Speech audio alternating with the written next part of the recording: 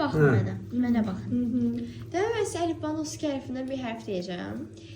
Siz o hərfə ait söz yazacaqsınız. Amma söz çox hərfli söz olmalıdır. Hansınızın sözü daha çox uzun olsa, onu biz xal verəcəyik, götürəcəyik. Hə, hansınızın sözü həmin hərfdən Mən sizə sadəcə 3 şans verəcəm amma. 3 dənə hərf deyəcəm. Hə, cəmi 3 dənə hərf olacaq. Cəmi 3 dənə hərf deyəcəm amma Deyəcəksən. amma çox hərfli olmalıdır. Ben şüpheləndirəm. Hə. Baxacaq yox. N hərfi ilə başlayır. Mənim hərfim. Söz yazar. Aha söz yazırsınız. Aha. Amma çox hərfli olmalıdır. Siz əvvəlcədən danışmışsınız. Yox.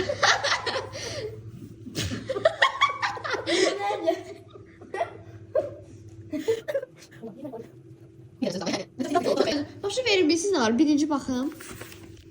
Niyə?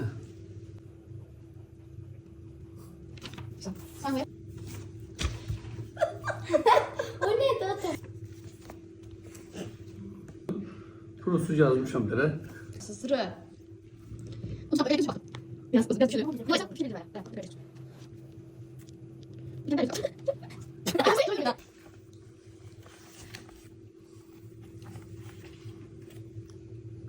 Hə, buna hə.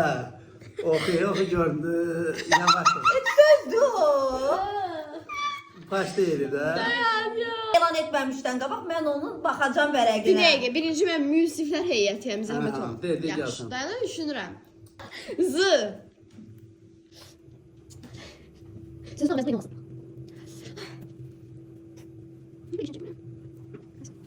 Qutardı. Yaxşı. Tam sübutlu dəlili göstərirəm. Bu bunun vərəq. Bu bunun. Oxuma.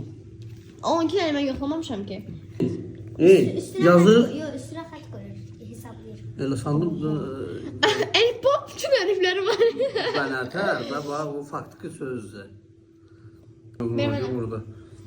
3, 6, baxma bura. Baxma. Yəni 28, 21, 24, 28, 32, 3, 7, 10, 14, 17, 22, 58, 68, 68. Bəli. Sənin Mən də baxacam o sözlərə. dayan. Baxın bax burada deməli 68 və bu bunundur. Bu da bax bunundur. Burada 53 dənə hərfdən istifadə olunub. 3 dənə cəmi toplamışıq. Burada da 68 dənə qəlbimiz Elnur bəyəfəndi. Güzel baxın görüm hələ. Bax. Bir dəqiqə, bir dəqiqə. Sən ona Bir bax, dəqiqə vermə, baxın. mən də bax. Bura nə yazın? Bura nə yazın? Nə? Xeyr. Nartarlar. Sifəm, dostum. Sən nə edirsən?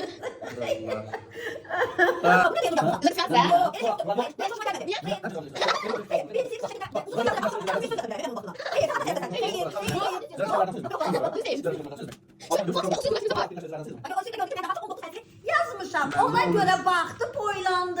Baxma. Ay Baxacaq. Siz can aldın. Hə, Baxma.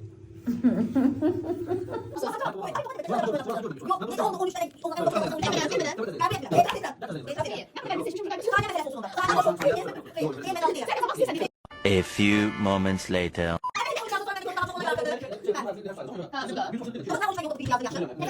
Yok,